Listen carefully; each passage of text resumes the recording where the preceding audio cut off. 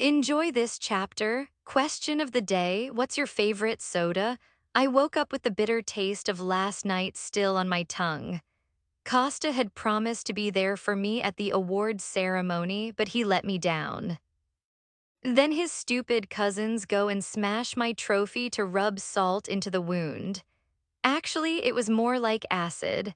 That's not to mention Rocco laughing in the background, stupid little bitch. Acosta's apology last night did nothing to calm the anger and hurt that simmered inside me. I spent the entire day curled up in bed trying to process how yesterday became such a train wreck. Yet I actually won. With the way my heart was hurting, one would think I lost at the awards ceremony. I was actually surprised by how hurt I was when I realized Costa wasn't coming last night. I sat patiently just waiting for him to come rushing in, flashing me that irritating grin as he sat down next to me with utter confidence and composure. Because Costantino Salvatore Accardi always finds a way. That's what I believed. I believed it would be okay. He said he'd make it to the event, so I just knew he'd be there. But he didn't come. After I kicked him out last night, I struggled to keep control of my emotions. I got ready for bed in a tearful daze, sobbing quietly in the empty bedroom. No one really talks about the paradox that occurs when you miss the person who hurt you. Acosta was the reason for 90% of my sadness, his family being responsible for the remaining 10%, but I wanted him with me for reasons I couldn't fathom. So I wanted him to hold me like he did when I had that nightmare about Viktor Kozlov. I wanted his comfort. I ached for that comfort all night long and then the following day. Yet I was so full of anger at him that I refused to leave the room out of fear that I'd run into him. From what I knew, they were all out of the penthouse all day, but I still didn't risk going downstairs. I couldn't bear the thought of seeing any of them. I was actually thankful for once that Costa had so many staff working in the penthouse during the day. It meant I could have food and supplies brought to me. I was happy taking my meals in bed and all my snacks in between, of course. I was sad. I deserved to snack. I spent the day watching movies while creating a new list of extremely creative insults I could use towards my husband during our next fight. This bitch didn't know what was about to hit him. Then Costa decided to come storming into our room at 6 p.m., giving me orders like he owned the damn place. Which he did, but that's not the point.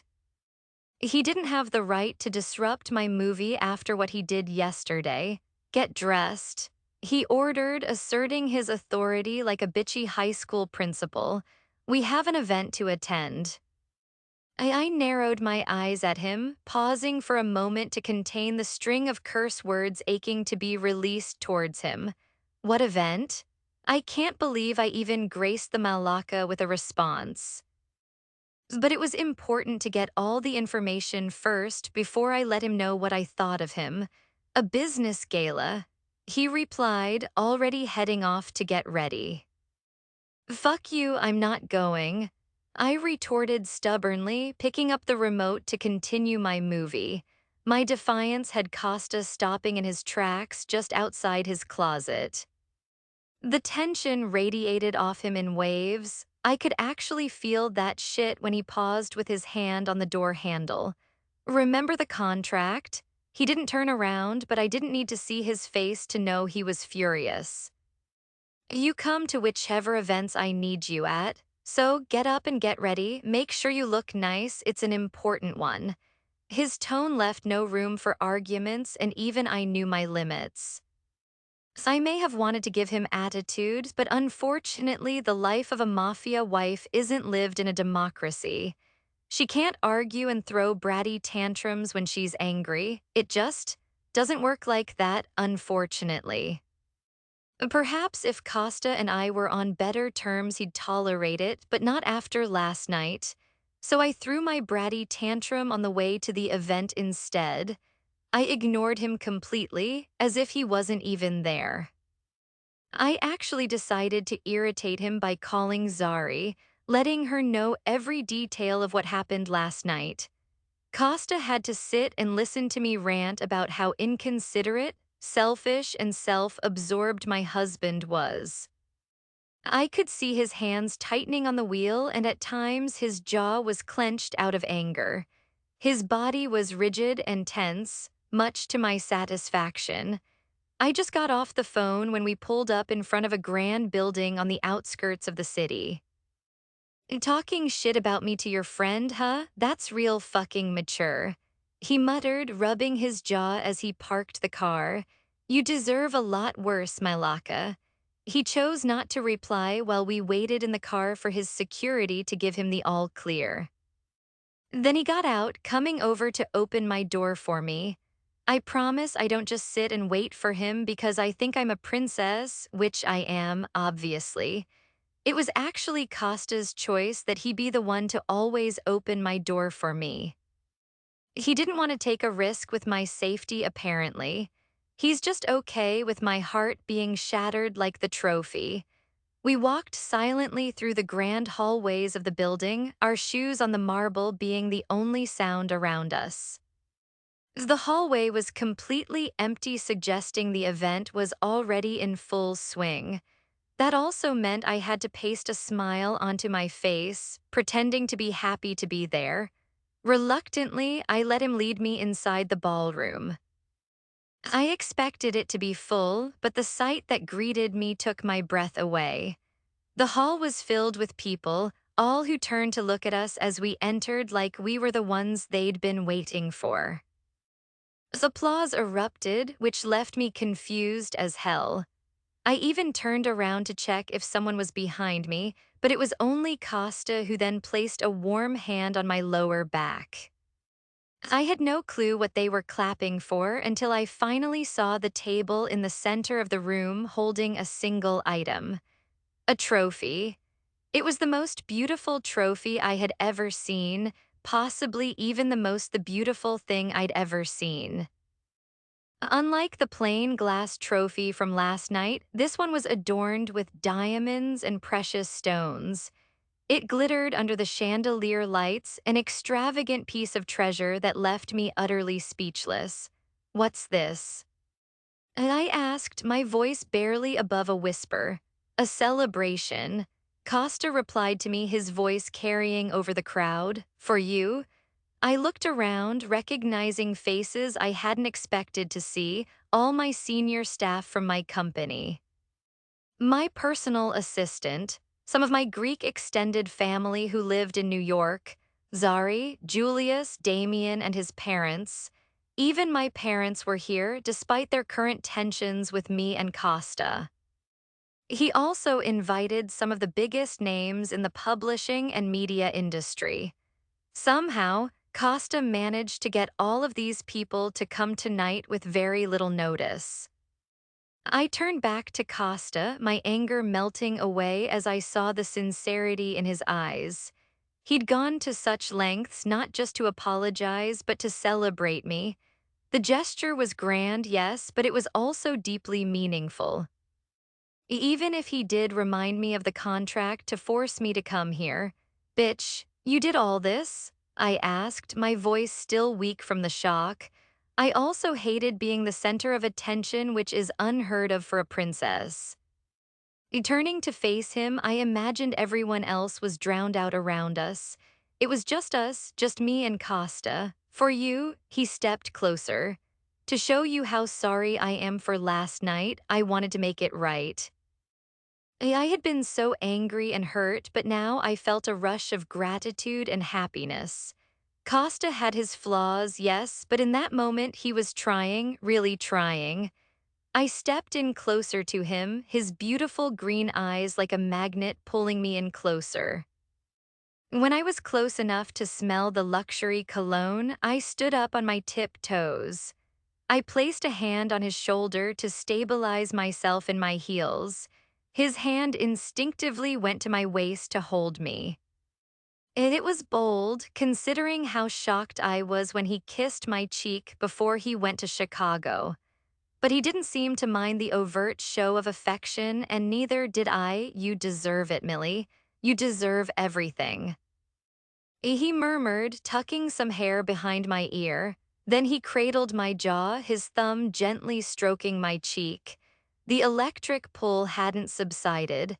In fact, it kept me close to him, pretty much in his arms. Our chests were touching, our stare charged with an unusual intimacy. I was so sure Costa started leaning in, his green eyes flickering down to my lips.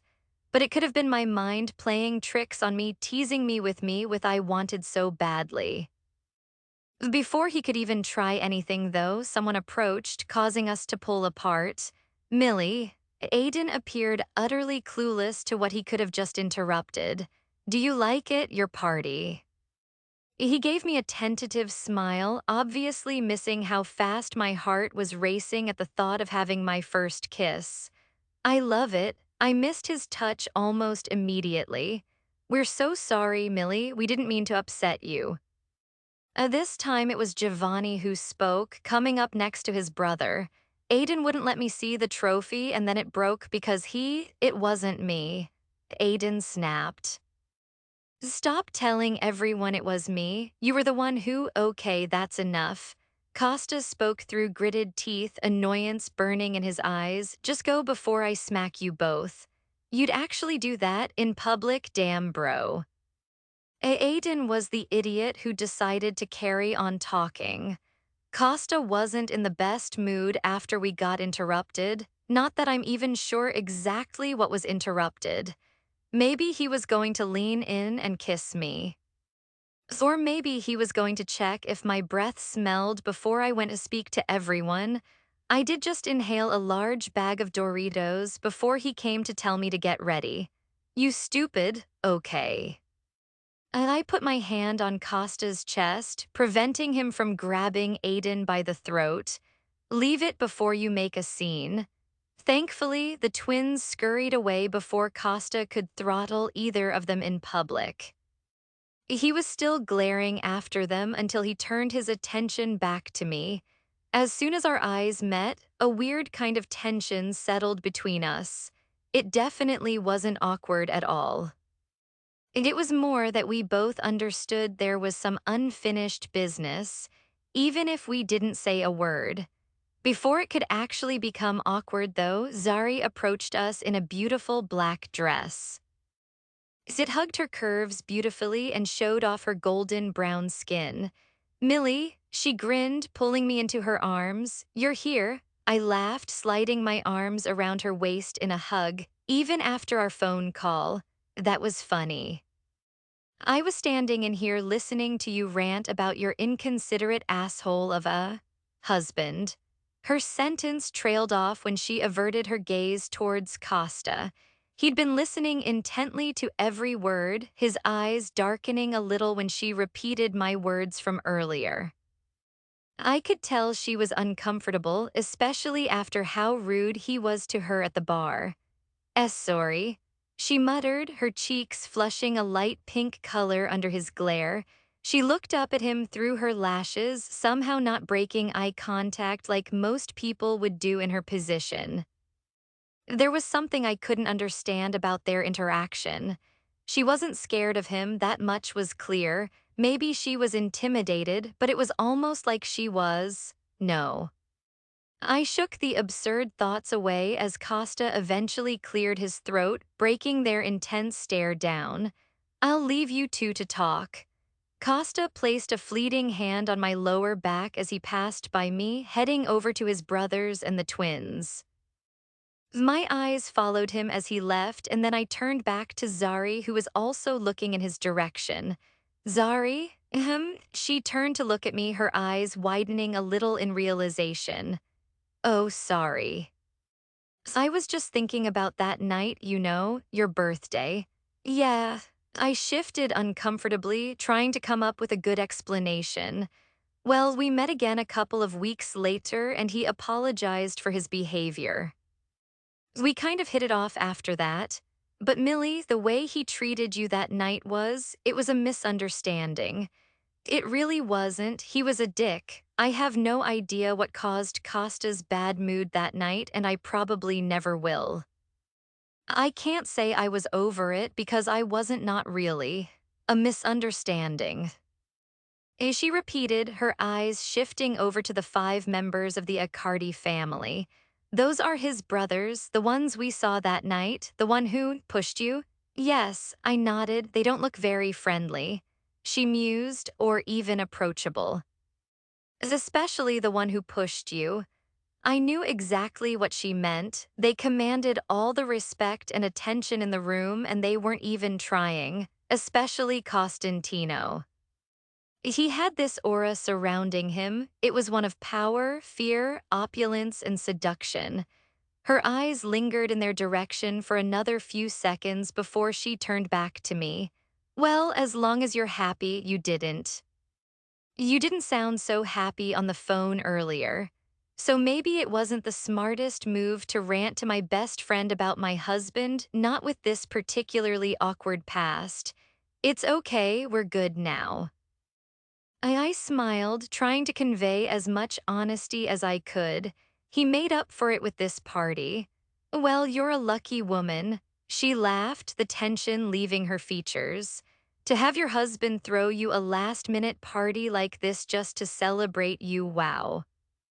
I wish Ryder was like that. Yeah, I laughed, trying to shake off the queasy feeling. It wasn't easy pretending we were happily married to my best friend who kept looking over at him. He's the best.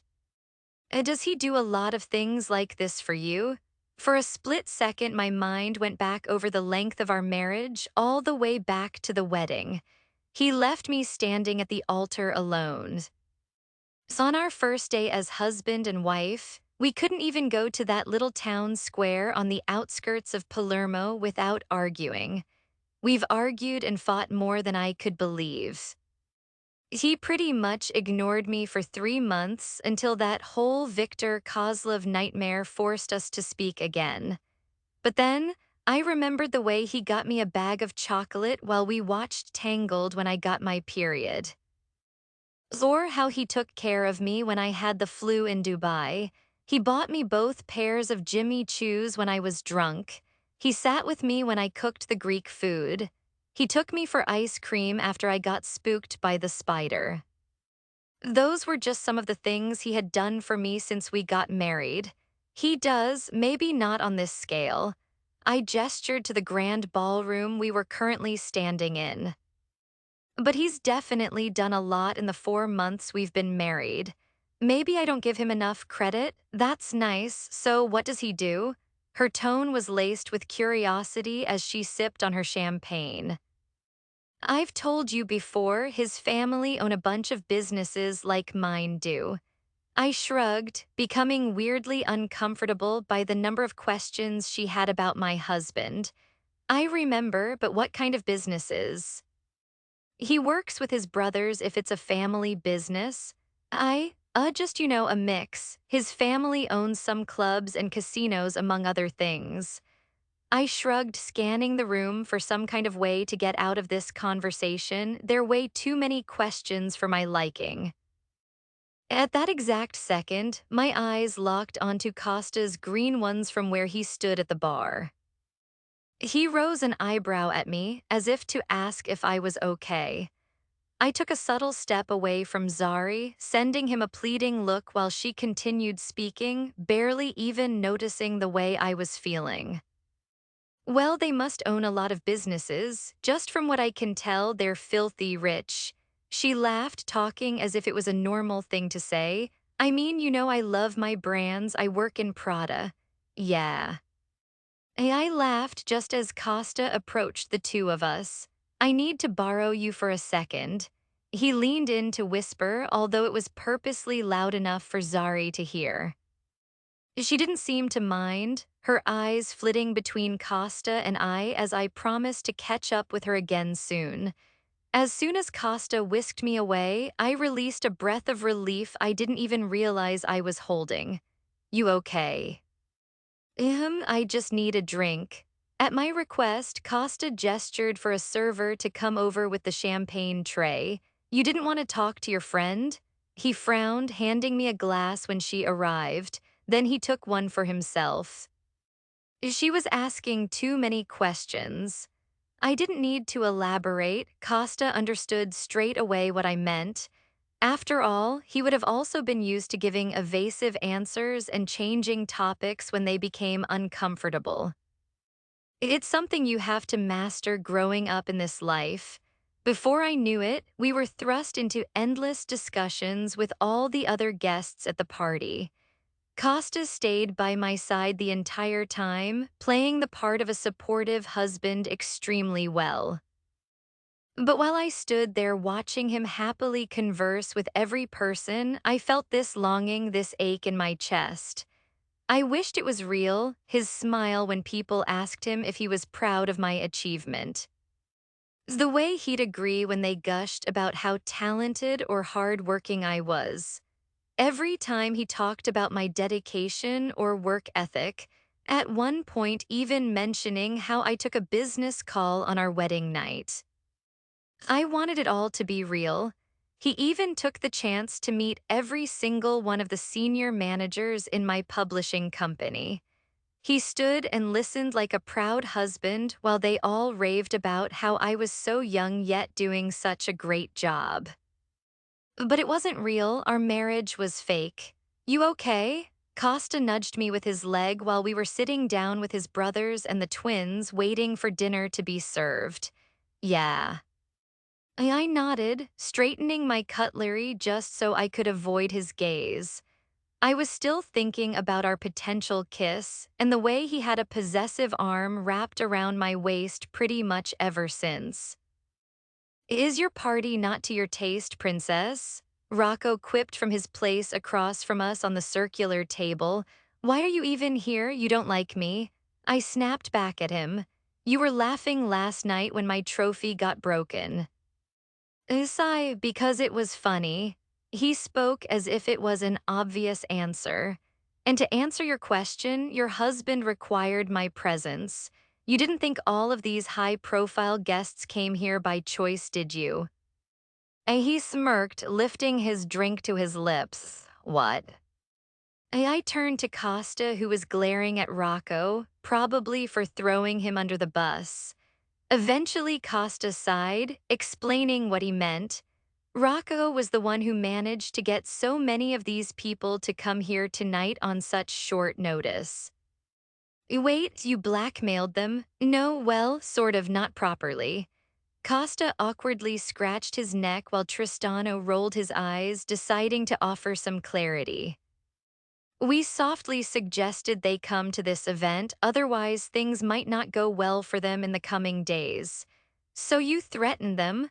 I scoffed, looking around at the table of highly amused Accardi men. I have to say, threatening book publishers was a lot more fun than I thought it would be. Rocco added, grinning when he saw my expression, my very angry expression. I can't believe you threatened some of the most important people in my industry. How am I ever supposed to look anyone in the eye after this? You can't just behave like that, it makes me look bad. I think that was an understatement. Having the Sicilian Mafia threaten my guests to attend made me look a lot worse than just bad. I think you'll find we can do whatever we like. Rocco grinned arrogantly, unsurprisingly finding contentment in my misery. So all of these people didn't really come to celebrate me. They came because you forced them to. I turned to look at Costa again, who was back to glaring at his family. Not all of them, Millie, just a few. I guess I shouldn't have been surprised. I mean, I seriously doubt the CEO of a billion-dollar publishing company would drop everything at the last minute to come to my little party. I'm sorry. Costa leaned in to whisper to me when the rest of them started up another conversation. You really went to a lot of trouble for me. Using my hair as a curtain between us, I avoided looking into those captivating green eyes. Instead, I focused on my cutlery again. I just couldn't get the stupid knife straight.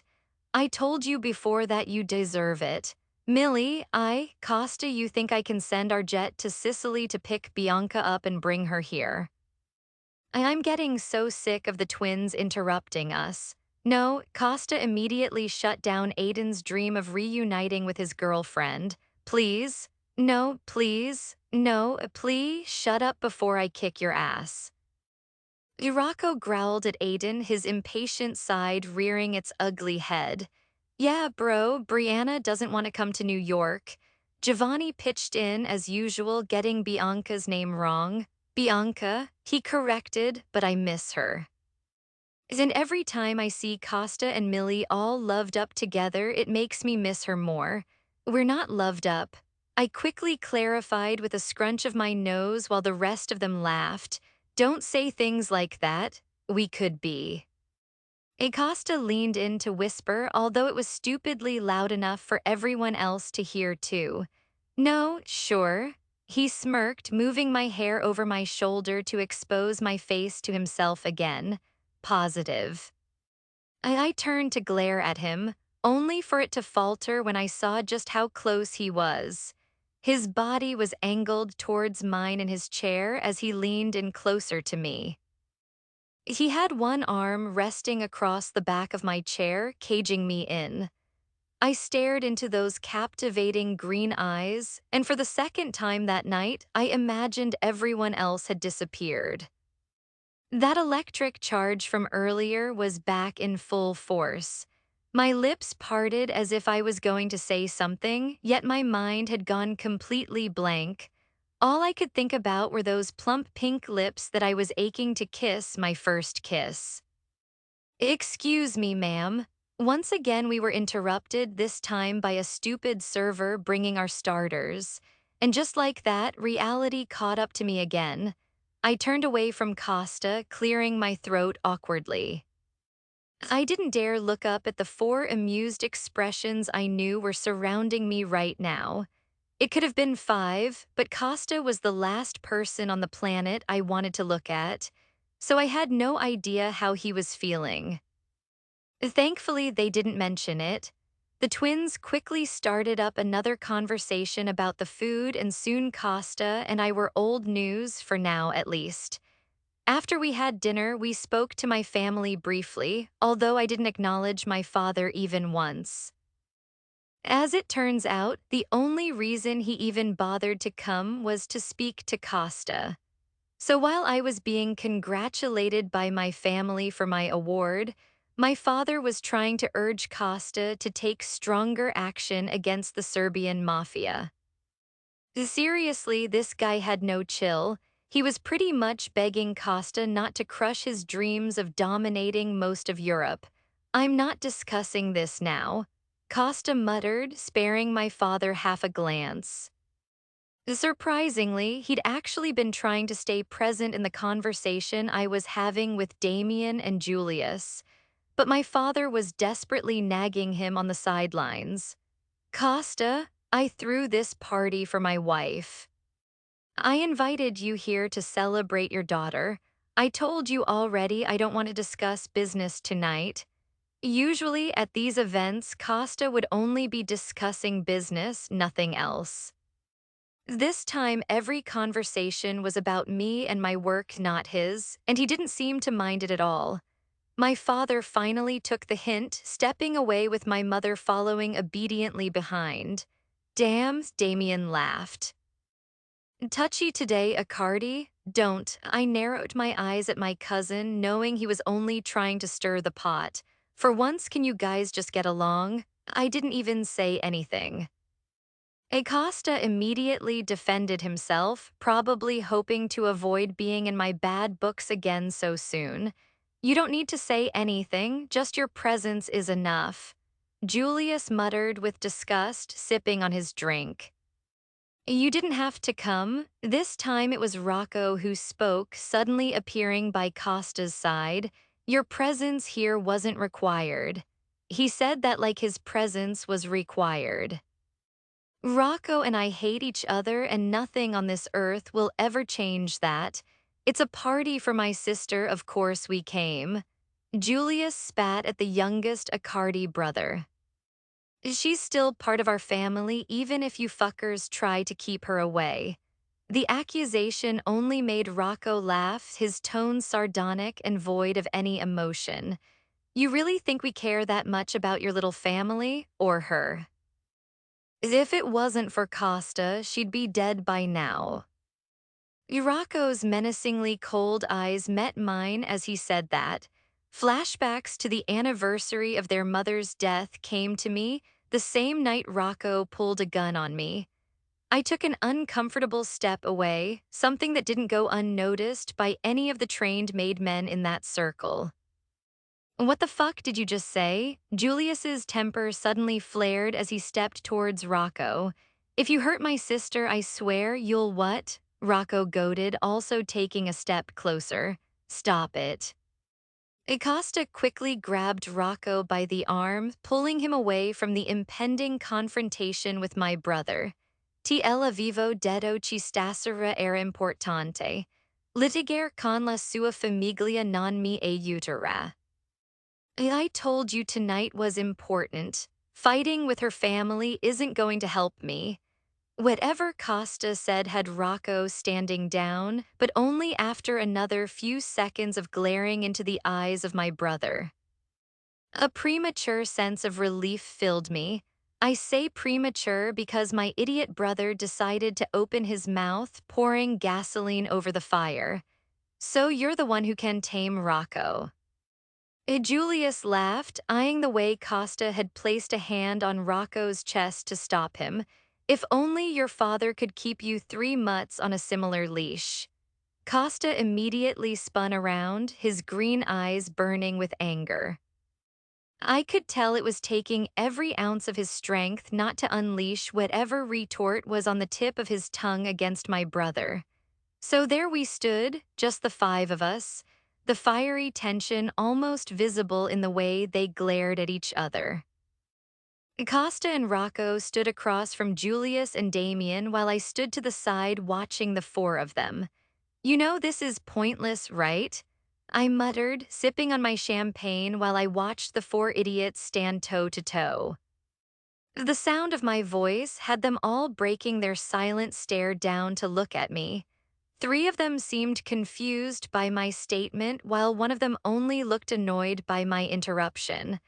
I'm sure you could guess which idiot that was.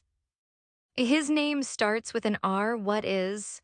Julius snapped, as always lacking tact when he spoke about business, especially with me. He just couldn't handle it when I got involved. This. I gestured at the four of them and the way they were squared off against each other. You guys being at each other's throats is only helping Akko and Victor.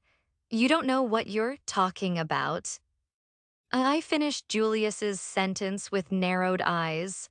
Of course I do. They're coming for both the Greeks and the Sicilians, idiot. They want you guys to hate each other. Just stay out of it, Millie. Rocco sneered at me. It doesn't concern you. Exactly. Julius apparently decided he wanted to side with Rocco. Meanwhile, Costa was glaring at his younger brother, and Damien was glaring at Julius. For once, there were new teams. Don't speak to her like that. She's still part of our family. Damien defended me. She has every right to give her opinion. Her loyalty will be towards them from now on, so she can give her opinion to her husband. That's what he's there for, to listen to her whine. Julius shifted his gaze towards my husband, who'd so far done well to control his temper. One more fucking word. Acosta spoke with such a calm voice it just gave away how angry he really was. One more fucking word disrespecting her and I'll kill you right here. On instinct, Julius stepped towards Costa threateningly. Do it, you son of a Julius. I stopped him before he could finish, this time stepping between them. I placed a hand on my brother's chest, shoving him backwards. Just stop, all of you need to stop fighting. We're all going to end up dead if you focus your anger on each other. By this point, I was utterly defeated, especially when Rocco released a string of curse words directed at me in Italian.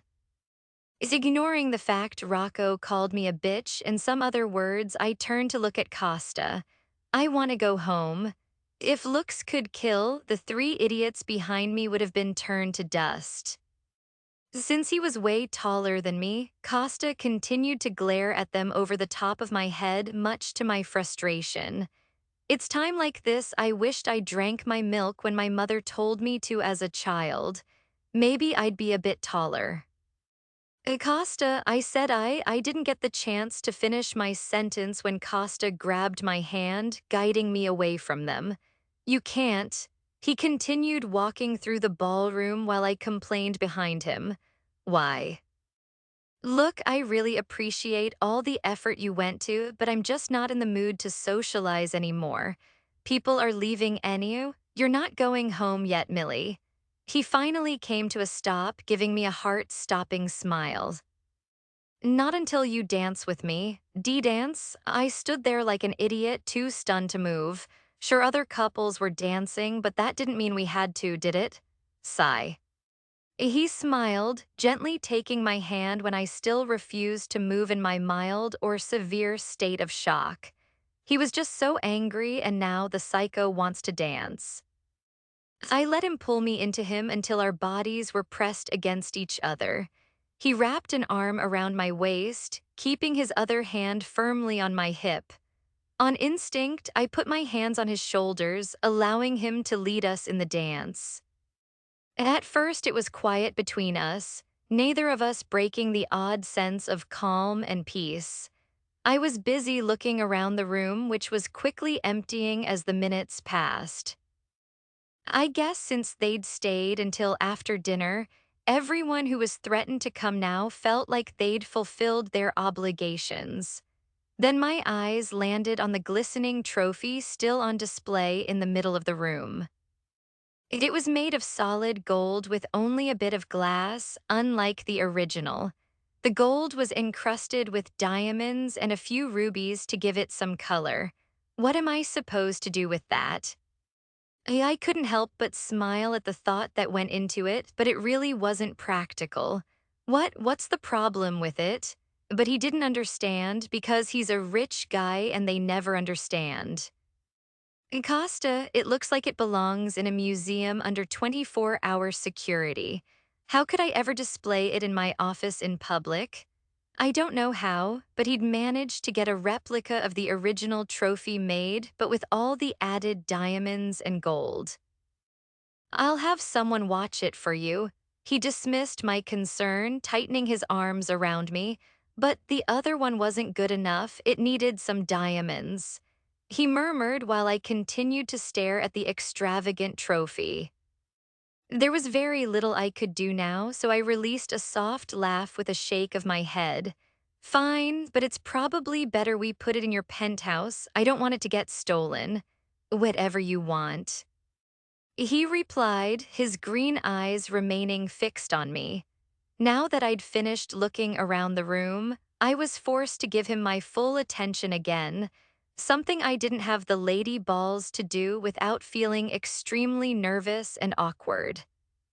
Our bodies were closer than ever before, and I completed melted into his touch. The proximity wasn't for the faint of heart. We haven't danced together since our wedding day. I whispered, becoming uncomfortably aware of just how well I fit in his arms. It just felt so, right? It's been 4 months and you're still a bad dancer. He murmured, a playful glint in his eye. I'm not bad. I scoffed, my defenses immediately going up.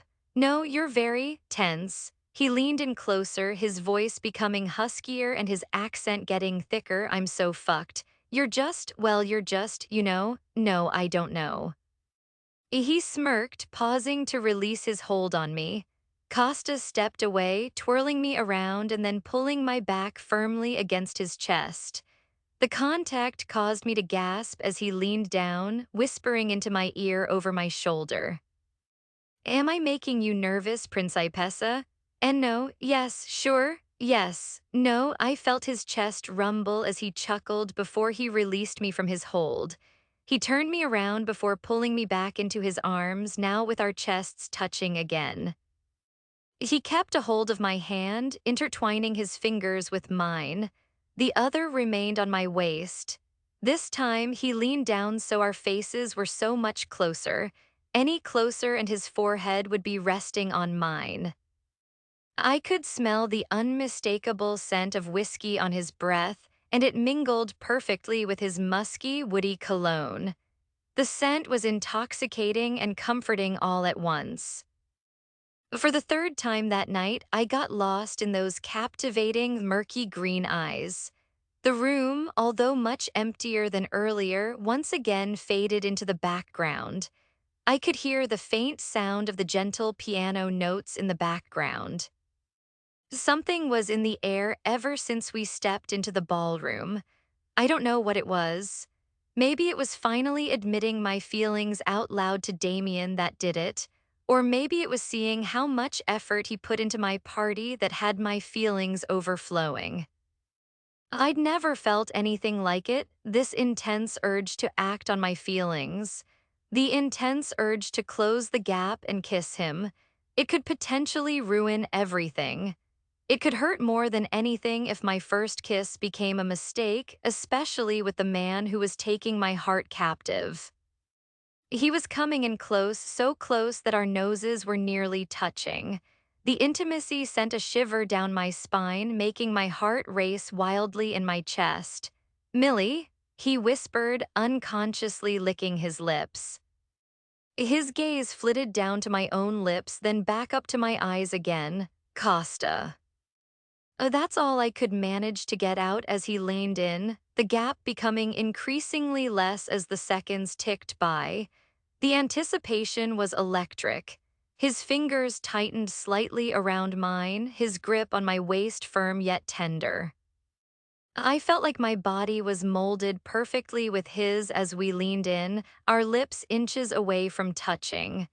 The tension, what did you guys think? Would you forgive Costa? Do you think they'll kiss in the next chapter?